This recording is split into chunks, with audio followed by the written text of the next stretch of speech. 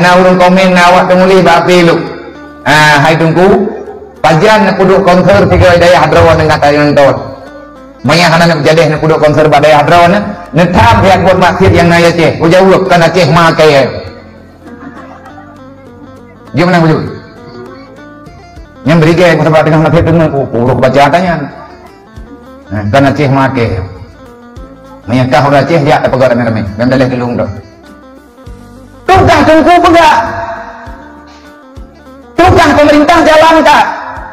Ulama mentang na ini mentang berjalan tapi so amalkan hanalik. Pemerintah mentang na keadilan yang ditulang Rasulullah. Adilnya umara. Pemimpin naraka bazau. Lang kampung mantung na kesi. Aturan kampung sampai na berjalan. Punya pegang peraturan sampai na. Kanun kampung sampai na rapat. Tetapi yang pakat pegat tahu.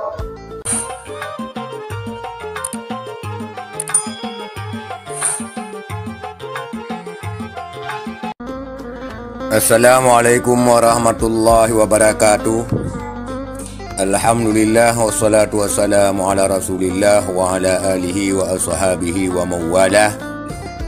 Saudara sekalian, jawaban daripada Abi Ajinib, jawaban monoho yang dijawab oleh Abi Ajinib ketika Abi Ajinib ditanya melalui HP, hai tengku pajan tak duduk konser bak daya hadrawan menyohana tak duduk konser bak daya hadrawan nutam siat maksud konser yang ada di Aceh.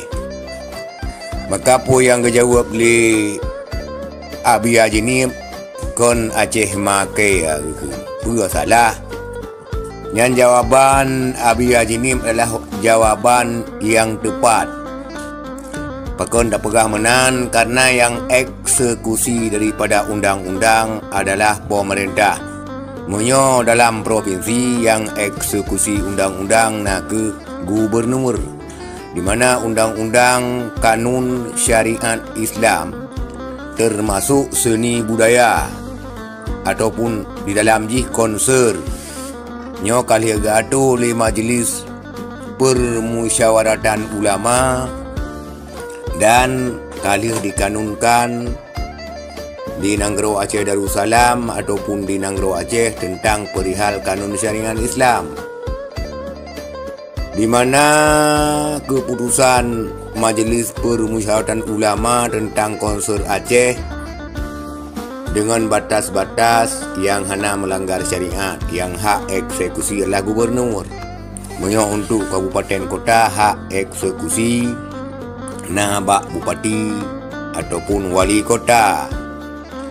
Kanun-kanun yang kagesahkannya ataupun disahkan oleh DPR hak eksekusi bak eksekutif, di mana disahkan oleh legislatif bersama eksekutif, dan hak eksekusinya bak eksekutif baik gubernur maupun bupati dan wali kota.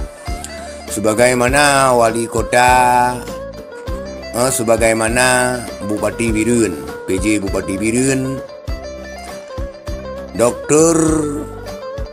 Aulia Sofian yang melarang konser, live konser di wilayah Birun sesuai dengan keputusan Majlis Permusyawaratan Ulama. Teman pakon di Provinsi Hana diterapkan sehingga terjadi konser lagi-lagi yang kali nyo karena memang gubernur hana dieksekusi hal tersebut. Maka apa yang dijawab di Abia nyo hana salah. Tugas ulama hanya mengingatkan manteng dan dirumuskan dalam keputusan ulama dan dibujuk bak pemerintah dan dewan untuk dikanunkan dan dijalankan.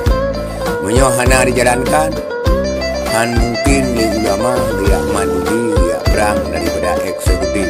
Yang adalah tugas daripada kita membantu masyarakat Aceh. Maka sekian, terima kasih.